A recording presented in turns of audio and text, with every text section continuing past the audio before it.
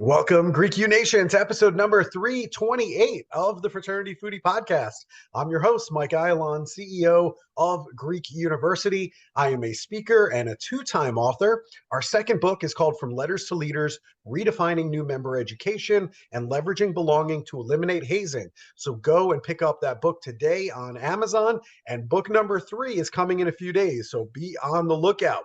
We call these episodes the Fraternity Foodie Podcast because there is nothing like great food to bring fraternity and sorority leaders together. Fun fact, I certainly had my fair share of alcohol as an undergraduate and a fraternity member at the university at Buffalo. Now, as students, we were under a lot of stress. There's no question about that. I'm talking financial stress, academics, and just trying to fit in. Alcohol became a coping mechanism for us, but the reality is that it just masked some of the problems and the stress that we were under, and it all would come back the next day once we were sober. So understanding how to manage stress without drugs or alcohol is super important. I'm talking about exercise, sports, healthy eating, getting enough sleep, talking with your friends or your family, talking with a mental health professional. These are all great ways for you to deal with the stress that you're under right now. To tell us a little bit more about all of this, we have with us today attorney and motivational speaker. Her name is Brandy Wilson Edwards, and she empowers you to be a zealous advocate for yourself and make courageous choices. She helps to bridge the gap between personal and professional development, and she encourages you to embrace your uniqueness so you bring more of your personality into everything that you do. With her love for everything pink, she is obviously not your typical attorney. She is a multi-passionate, creative, a published author, and she's also certified to teach yoga and mindfulness. Brandy leverages her life experiences to help you take control of your life, to follow your happiness, and to pursue your potential. Welcome to the show, Brandy. Thank you so much for having me. Of course, it's my pleasure. I just couldn't wait to share you with our listening audience because I think you have so much to add to the conversation. You decided on the University of North Texas for your undergraduate experience. So tell our audience, why did you decide that UNT was the right place for you? I decided to go to UNT because I grew up in a really small town and I always felt like I was missing something. And I realized it was the opportunity to be around a lot of people, different people. And I wanted to escape the small town atmosphere as well. And so I knew UNT was big enough, but it was also not too big where I wouldn't get lost in the sea of people. And I'm so glad I made a decision to go there because I met phenomenal people. I'm so glad that it worked out. Certainly, I think the size of the institution is something that today's students need to pay attention to, whether they're coming from a smaller high school, a larger high school, and what kind of an experience they want once they get to a college campus. And you were very involved as a student there. You decided to join Alpha Delta Pi Sorority, among other things. What was special about these women at Alpha Delta Pi that made you want to join? I loved the 80 Pie women because when I walked into their house, I felt really welcomed. And I also just felt like I could resonate with them. I had a lot in common with the women, and I felt like I could be myself rather than trying to be someone else to impress someone else at some of the other houses. And one of the women, she is my big sister, and we just really hit it off. She's actually been a really big supporter and has come to some of my events.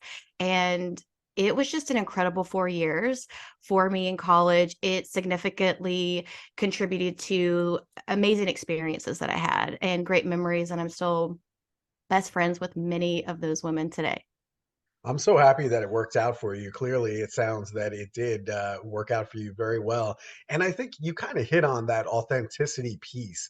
I feel like today, whenever we're meeting prospective new members in our fraternity or sorority, there's this temptation to put on a show, to basically have all of the sparkles and the glitter and the speedboats out of Miami and all of that. And I get that. However, it's probably not real. Most of the time, you're probably hanging out with your sisters in sweatpants.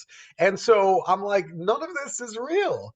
And I feel like potential new members can pick up on that if you're not being authentic.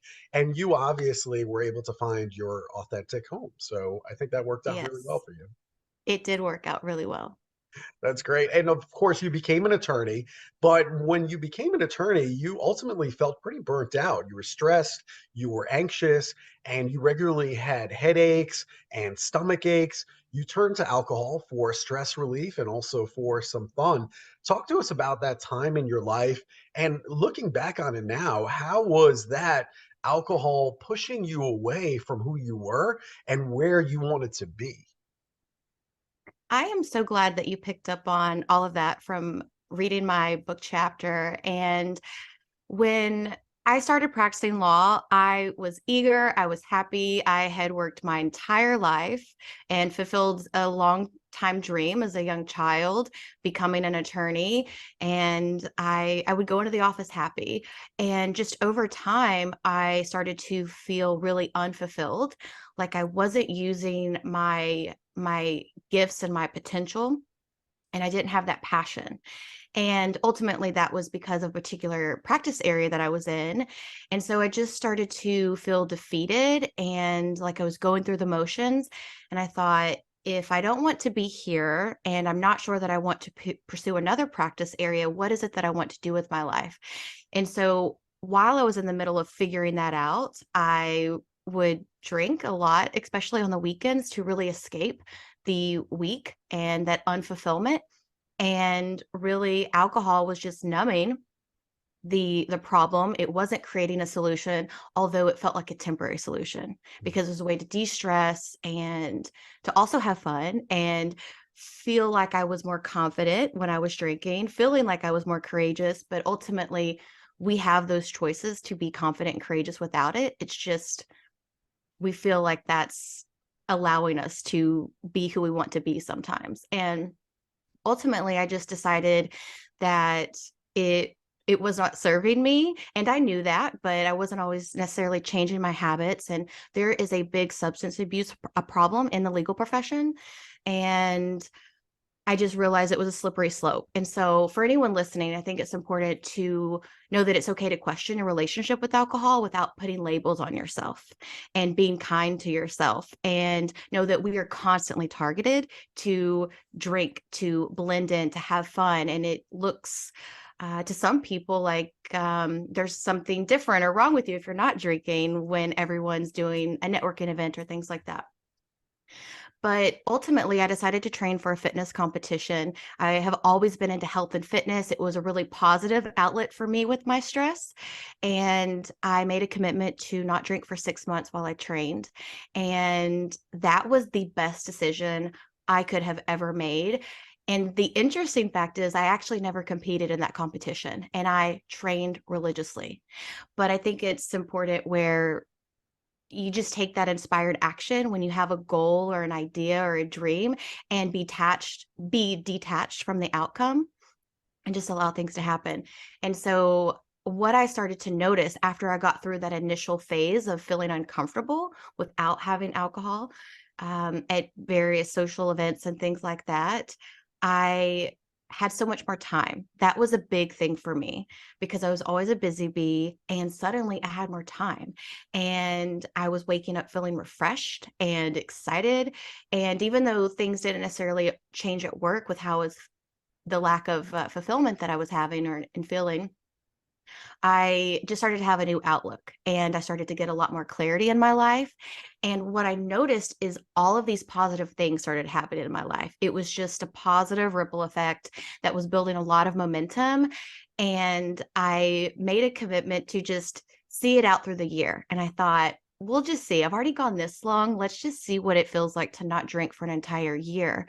And I didn't miss being hungover. I had learned to still have fun and make more empowering choices rather than disempowering choices. which allowed me to show up as the best version of myself. And I thought, I don't want to go back. I don't want to undo all of these positive experiences that I've been having. And quite frankly, I don't want to feel hungover again. So it has been great. And I'm very open about my journey just to inspire other people to question their relationship with alcohol and see how they can become more courageous and confident without it, and find positive actions that they can take to um, de-stress in a different way. Yeah. Thank you so much for sharing that story. It's really brave of you to share all of that. And I'm sure there's a lot of college student listeners that are getting a lot from that story that you shared. I mean, just understand if you have a fraternity brother or sorority sister who is currently abusing alcohol or any other drug for that matter, I would say to you that there's some root cause that they are really trying to mask over and not think about. For you, obviously, you felt burnt out, you were stressed, you were anxious, and that was your way out for the weekend. But ultimately, you have to deal with that core problem, and and so I think that's really critical in making sure that our brothers and sisters get the help that they need. And I'm so glad that you did. I was speaking to an alumnus from another fraternity last night that I met at a networking meeting, and he knew what I did for a living. And he's like, "Oh, like I'm a Lambda Chi Alpha." I was like, "Oh, cool." And I was like, "So do you still hang out with your brothers?" And for him, he became an alcoholic ultimately, and so today he's kind of like, nah, I don't go back there because I know that the temptation is there for me to go back. And he's been 32 years clean now. So he doesn't That want is to go back. incredible. Yeah, I mean, it's incredible, right? And it's like he lives every single day as like, all right, I still just got to get through today without a drop of alcohol. But he knows that if he goes back to hanging out in those circles, then the temptation is going to be there. And Right. so that was really hard for me to hear. And so I started thinking a little bit more about your story and how great that is. But you also started practicing yoga, you started journaling, you started meditating. How did that turn all of that around for you?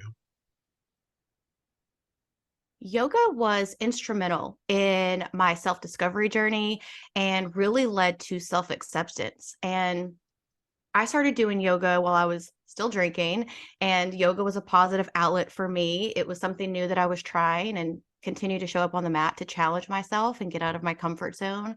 But I kept going back. It was something that I really enjoyed. And what I started to notice when I went to those classes, I had a phenomenal instructor, and she would say various things that would have me reflect on and off of the mat, where I just started to feel different about myself. We all have an inner critic, and we can really be unkind to ourselves when we have that inner dialogue telling us that we're not good enough, we're not fit enough, all of those things. And yoga really helped me with my mindset. And it was at that time I was also reading a lot of personal development and self growth books, and um, meditating and different things like that. And it didn't happen overnight. It was just gradually continuing to show up, continuing to invest in myself and work on myself. So I always say, you have to love yourself while you work on yourself, which means you love yourself during the process, not after it. Because you might think that you'll feel good enough or accomplished or successful or smart enough when you achieve certain things, but it's that journey of who you become during the process, and you have to love yourself during that. And so yoga was really just transformational because it actually led me into speaking years later, because I started posting on social media just these mindset shifts that I was having and inspiring other people to feel more confident and be more courageous and various things like that. And it has just been a big part of my journey, where eventually years later, I got certified to teach yoga and mindfulness, to just share what is possible when you pour back into yourself and really take time to do the self reflection and that inner work that can be very transformative. It's so great that you're inspiring other people with some of these new skills that you've picked up along the way. I wanted to go back to the alcohol piece for a second. I mean, you mentioned that you were no longer waking up hungover, which is great. I mean, fantastic. We feel good when Right. we wake up. Is there anything else that happened to like your body, your outlook when you stopped drinking alcohol?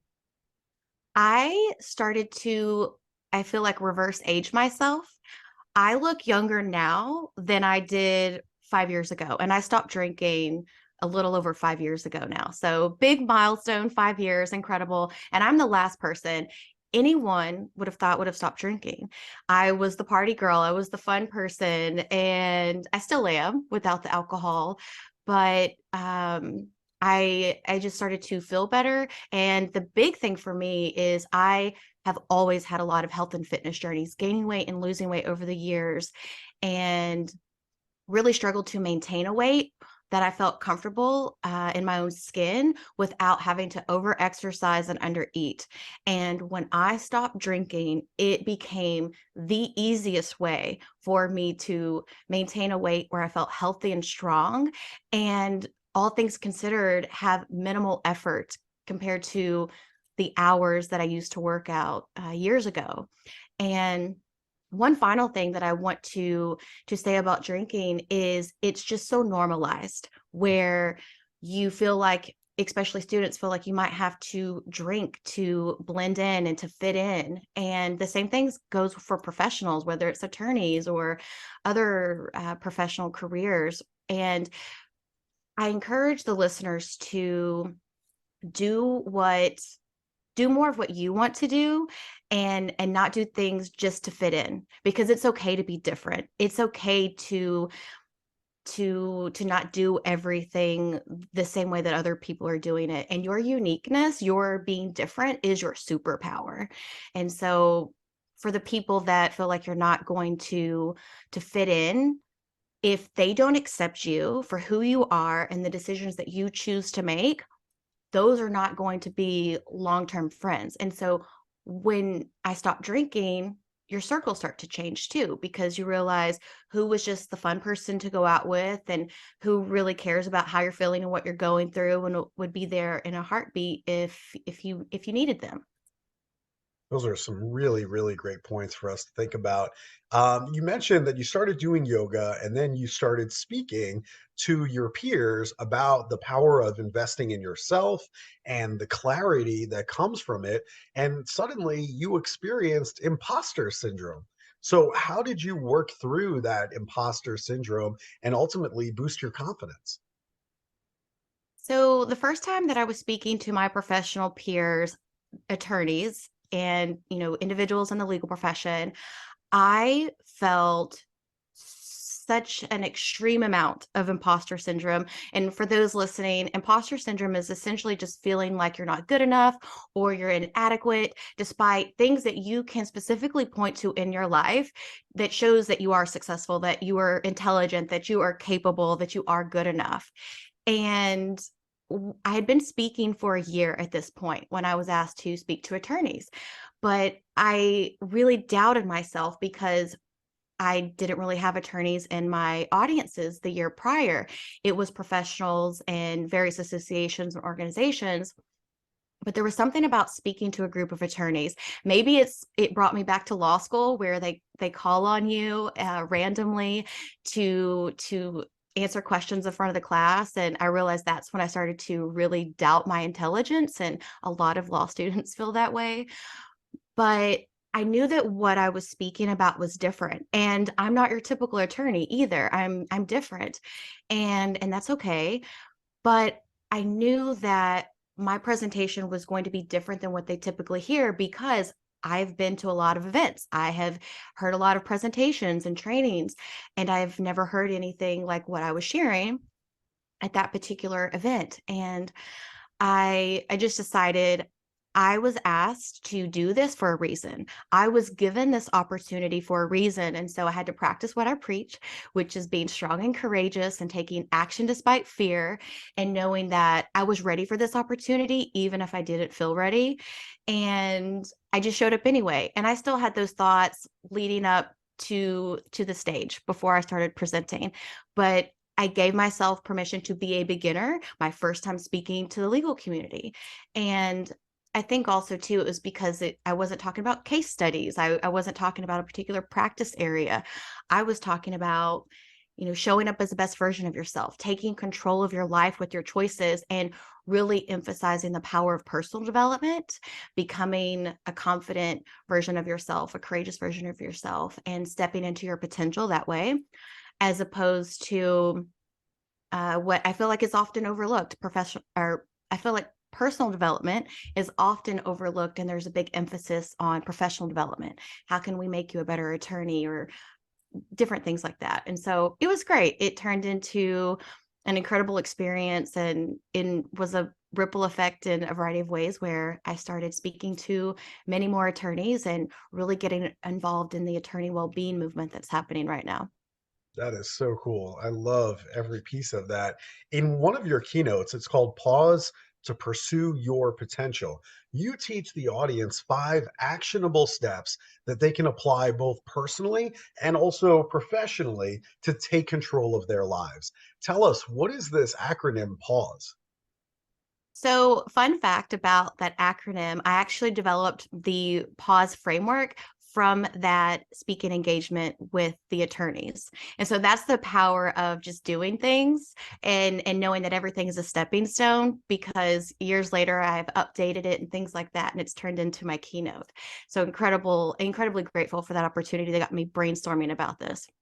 And so the 5 steps to pursue and achieve your potential when you pause is to prioritize yourself. The P in pause is about taking time to prioritize yourself, specifically making your happiness a priority and not an option, making your happiness a non-negotiable. Because when you do more things that make you happy and bring you joy, you will have a significant impact in your life as far as what you try, what you pursue, what you are able to experience in your life, and not settling and going through the motions, and settling for a mediocre life. So prioritizing yourself and understanding that when you do that, you contribute to everyone around you, because a better me is a better we when you show up as the best version of yourself. And so that's the P. And then the A in pause is about action.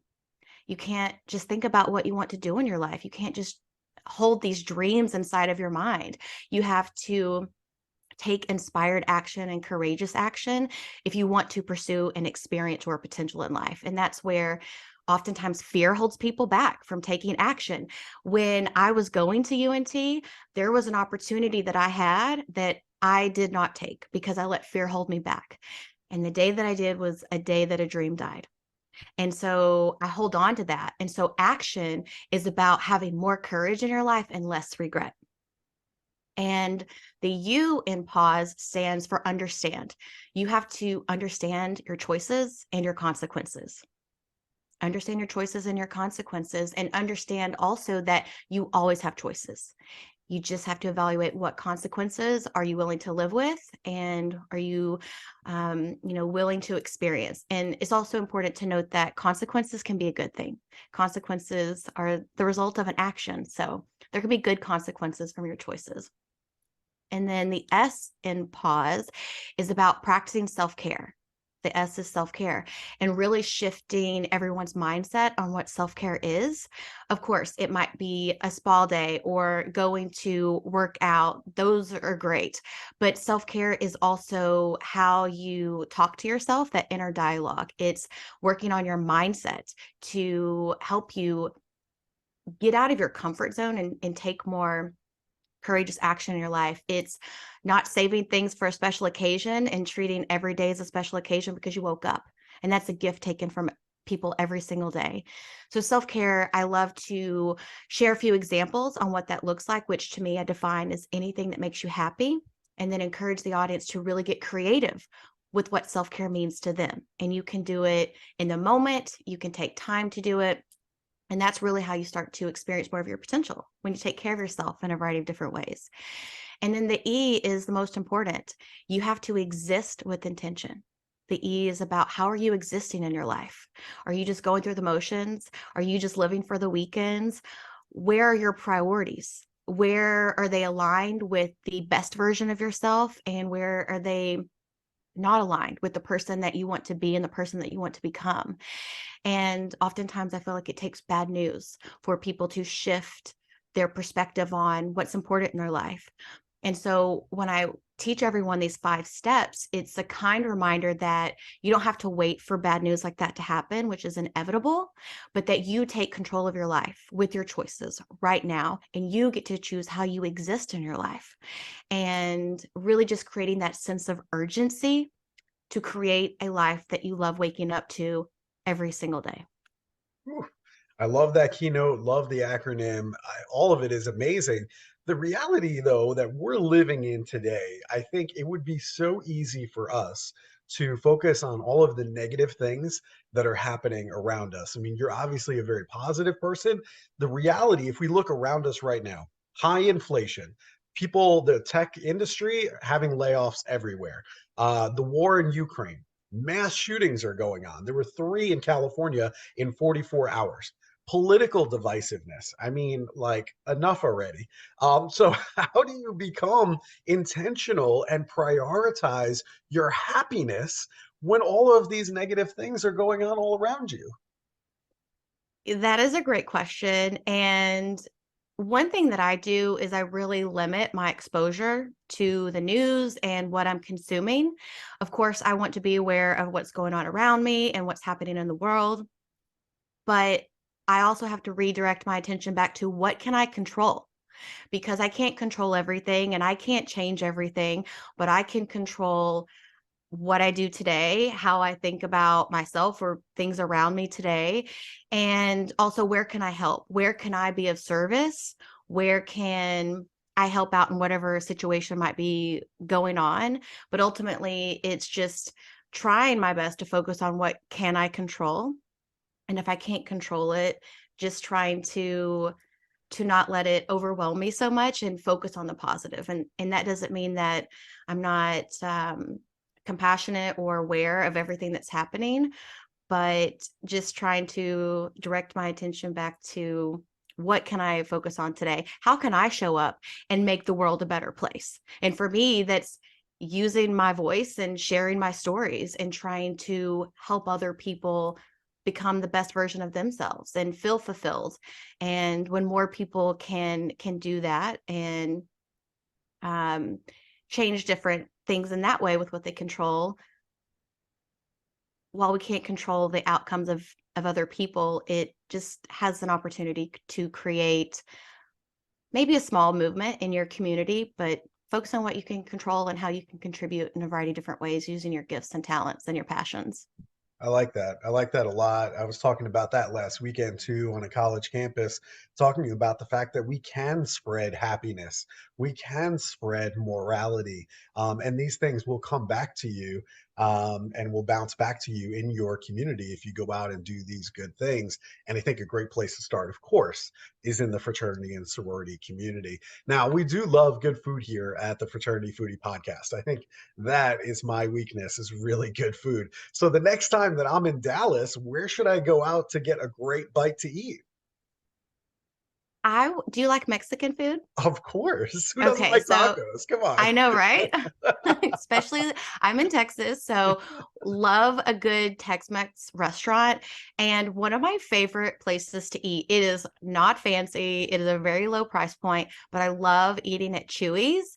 It is so good. I'll get their veggie enchiladas without cheese because I'm vegan, but I love it. And their guacamole is great, and their salsa. The salsa is amazing. So I would definitely recommend if you want a good Tex-Mex meal, try Chewy's. And a fun fact, when I graduated from law school, I needed money immediately after studying for the bar exam and taking the bar results. And I had about a 3-month period while I was waiting on results and also looking for a firm at a job, which can be challenging when you don't have your bar results yet. And so it was a humbling experience, but I thought, well, if I become a waitress, I can get cash quickly and immediately. So with a law degree, I went and did some waitressing for a little bit at Chewy's. And I think that's why I grew to love it so much, because I was there so often for a while. Very nice. Yeah, we have a couple of those by us here in the Nashville area where I live, and that's definitely always a family favorite. Is the day that we get to go out and have some of Chewy's Tex-Mex. Very, very good. And I think that's a great experience. You know, I think everybody should wait tables at least once in their life, Yes, because I think absolutely. it teaches you about customer service. It teaches you the value of like knowing like the names of your regular customers, and how to interact with the public. If nothing else, you are going to learn so much. You'll probably make some really good quick cash as well. But I think it teaches you life lessons that I think Hmm. you go back to even in the professional world as an attorney. And I think there are little things that you pick up. You're like, okay, this is what good customer service looks like. And that is evergreen. Right, right. And I think, my experience when I was waitressing is you never know who people are, what they're doing, why they might be working there. You never know who you're speaking to and how they might be able to help you one day. And so never underestimate whether you go to a restaurant or just meet any other person in general. It's easy to make assumptions, but I was waiting on tables, and who knows, I could have been their attorney one day. But just kind of treating people with the respect that you want and not based on like who you think they are and those types of things. So it was an interesting perspective on being a waitress for other people who knows why they thought I was waitressing. But I'm like, I have a law degree, so I'll be practicing law one day. It was just a humbling experience, but it was great too. This has been really fun, Brandy. I've enjoyed talking to you. So, if our listeners, if they want to book you to come and speak on their college campus, where should they go to connect with you? I would love the opportunity to inspire students to pursue and achieve their potential so that they turn all of their goals and dreams into the reality, and also help them make more courageous choices in their life so they become the person that they want to be. People interested can go to my website, which is brandywilsonedwards.com. That is Brandy with a Y. And you can also email me directly at the selflovechallenge@gmail.com. That sounds good. Well, Brandy, thank you so much for being on the show today. I've learned a great deal, and I think you've shared some parts of your life story that I think are really going to go a long way with today's fraternity and sorority leaders that are struggling with a lot of the same things, whether it be stress or anxiety or they're feeling burnout. Guess what? Every one of our college student listeners right now is feeling that at this very moment. So I think your story has gone a long way to just kind of make sure that they're living their best life, that they're not trying to be somebody who they're not, and just being individually them and being authentic to who they are as a person. So you've given us a lot to think about here with this episode. So thank you. Thank you so much for being on the show. Thank you for having me as a guest. I really appreciate it. And Of one course. final word that I would like to say is when you touched on burnout and things like that is pay attention to your unhappiness and realize that it's happening for you, not to you. And when you pay attention to what's making you unhappy, ask yourself, what can you choose to do about it? How can you take control of your life and make a new choice and kind of follow those signs? Great advice. I love it. To our listeners, if you enjoyed this talk with Brandy today, make sure that you like it. Make sure that you share it on social media with other college students that need to hear from Brandy. And we hope to see you on another episode of the Fraternity Foodie Podcast. Thanks so much for joining us, and we'll see you next time.